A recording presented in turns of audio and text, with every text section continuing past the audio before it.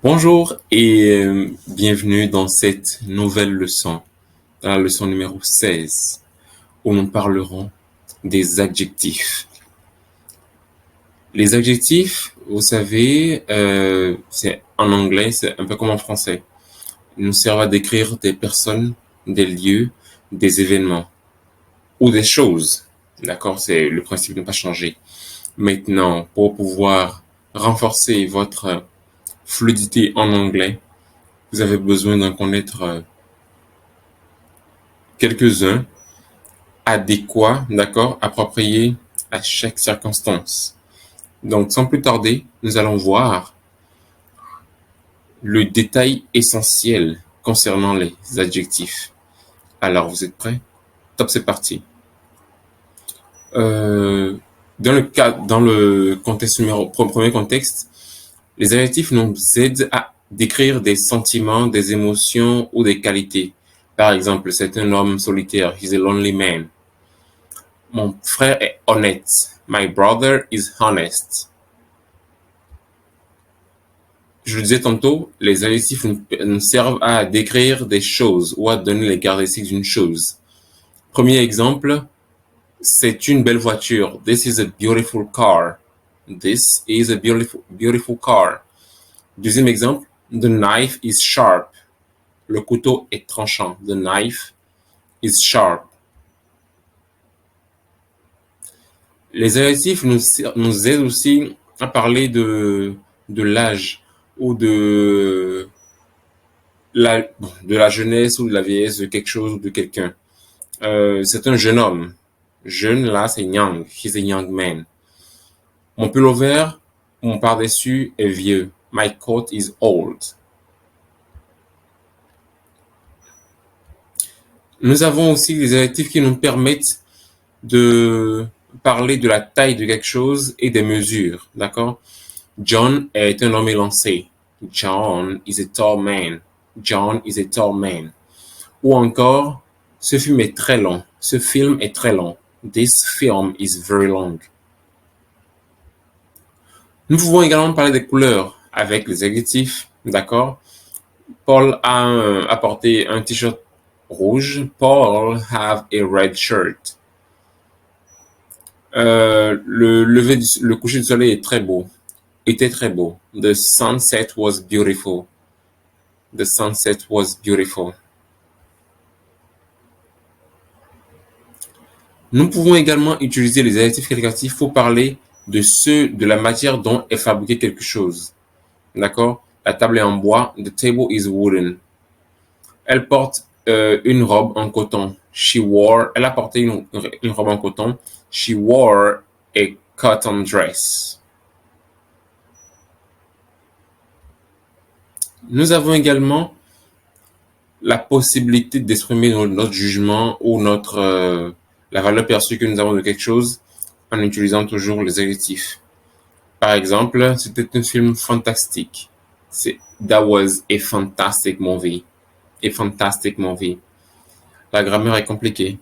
Grammar is complicated. Grammar is complicated. Nous pouvons également parler de la forme de quelque chose. Je me suis assis autour d'une table ronde. I sat at a round table. At a round table. L'enveloppe est carrée. The envelope is square. Is square. Voilà, donc nous avons parlé de tous les contextes dans lesquels on peut utiliser un adjectif qualificatif. Nous allons passer maintenant à la prochaine étape où nous verrons certaines notions essentielles concernant les adjectifs. Premièrement, contrairement au français, les adjectifs qualificatifs ne sont pas variables. C'est-à-dire que ce n'est pas parce que je dis les filles sont belles, belles après S en français, que en anglais, on dira the girls are beautiful. Il n'y aura pas de S. Donc les adjectifs sont invariables en anglais. Deuxième chose à retenir, lorsque vous voulez renforcer un adjectif, d'accord, que telle chose est très long ou vraiment long, vous pouvez utiliser simplement very ou really plus l'adjectif. Tu es très belle. You are very beautiful. Il est très beau. He is very handsome. C'est vraiment fantastique. This is really fantastic. D'accord? Pour renforcer un adjectif, rappelez-vous, juste avec very ou really, ça peut aller. C'est vraiment le plus important. D'accord? Nous verrons à présent la place des adjectifs qualificatifs dans une phrase. D'accord? Des adjectifs on peut les voir devant, je veux dire avant ou après le mot qu'ils qualifient. Ça dépend vraiment de la phrase. Ici, nous pouvons voir à l'écran que c'est situé devant le mot qui qualifie. Cette belle fille m'a ignoré. That beautiful girl ignored me. D'accord? The red car is beautiful. On voit ici qu'on a red qui est un adjectif qui décrit la couleur de la voiture.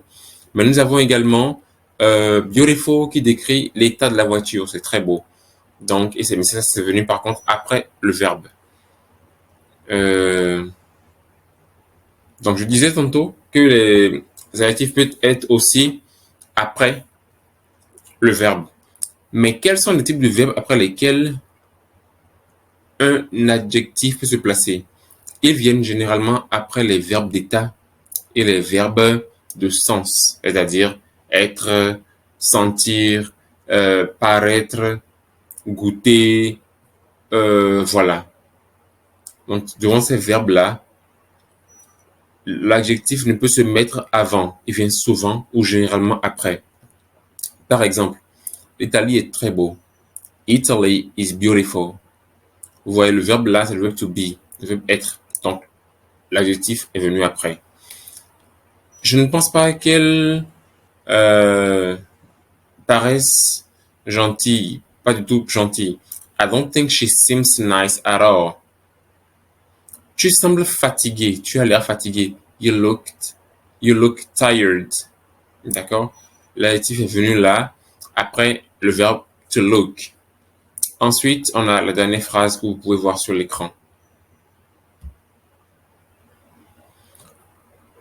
Autre situation ou autre notion importante concernant les adjectifs, c'est l'ordre dans lequel doivent venir les adjectifs quand on doit utiliser plusieurs adjectifs. Une belle voiture rouge. Une belle et grande voiture rouge. Une grande et belle voiture rouge. Vous voyez un peu, nous avons 3 adjectifs dans cette phrase-là. Donc, il y a aussi un ordre dans lequel vous devez les mettre, les aligner pour que celui qui vous suit puisse avoir du plaisir à vous écouter.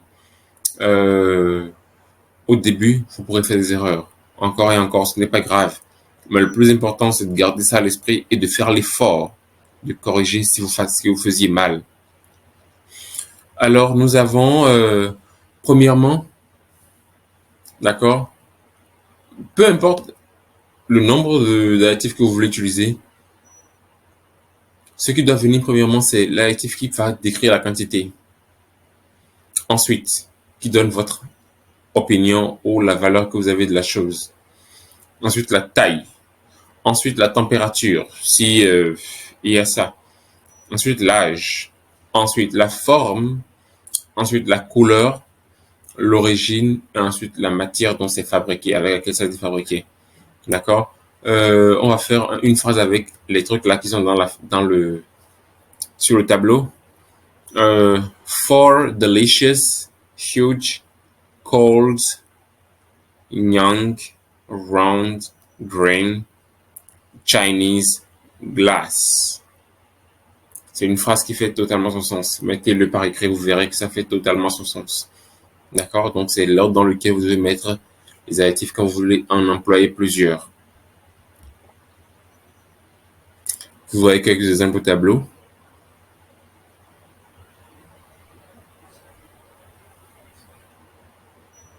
Nous avons également les comparatifs. Les comparatifs, nous avons les comparatifs et les superlatifs, d'accord, avec les adjectifs toujours. Et lorsque c'est par exemple pour dire ma maison est plus grande que sa maison, d'accord, nous sommes toujours avec les adjectifs. Et lorsque ça finit comme ça, voici la structure que vous devez employer.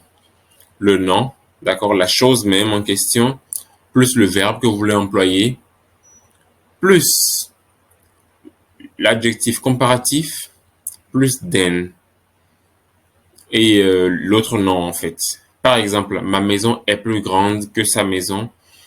My house est plus grande, is larger than hers, que la sienne en fait.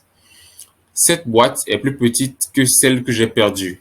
This box is smaller than the one I lost. D'accord?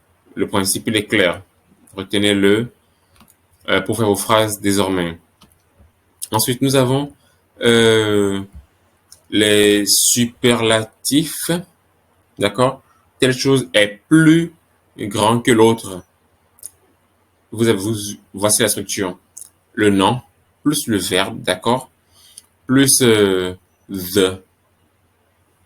plus le superlatif, plus le nom, c'est-à-dire les deux noms que vous voulez comparer, ou les deux objets, ou les deux choses que vous voulez comparer. Ma maison est la plus large dans notre voisinage. My house is the largest one in our neighborhood. Retenez aussi que les superlatifs ont généralement EST à la fin. EST à la fin. Ou carrément, si vous ne voulez pas utiliser la forme EST, vous pouvez juste dire more, ou pardon, is the most, d'accord? Is the most. Ensuite, l'adjectif, plus tout ce qui suit. Donc, comme exemple ici, my house is the most large in our neighborhood. Donc, j'oublie le EST. D'accord? Si ce n'est pas clair, dans le forum, vous pouvez poser vos questions et tout. Nous pourrons vous répondre. OK? Ne vous en faites pas. Ensuite, les adjectifs pour exprimer que deux choses sont égales. D'accord? John est aussi lancé que Marc ou que son frère. D'accord? Ou voilà. Donc, on utilise juste as plus l'adjectif qui décrit les choses là et ensuite as.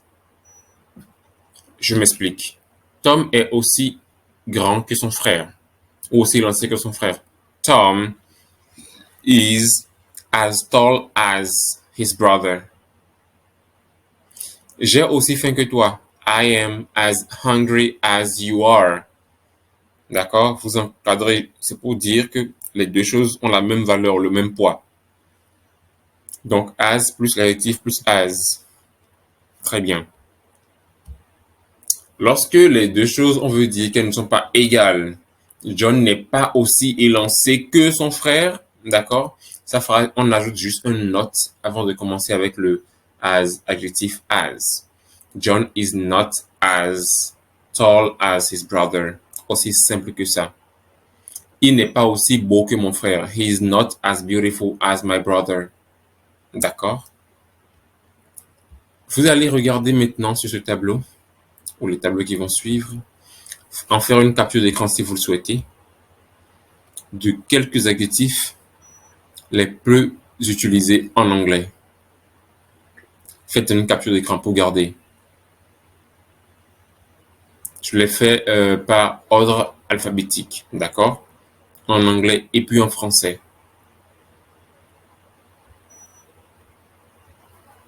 Ça peut aller. Vous pourrez lire. C'est vraiment, quand vous regardez, c'est ceux qu'on utilise le plus souvent.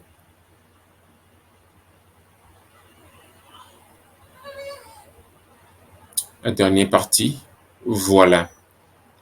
Alors maintenant, vous êtes en mesure, d'accord, de bien utiliser les adjectifs lorsque vous vous exprimez en anglais.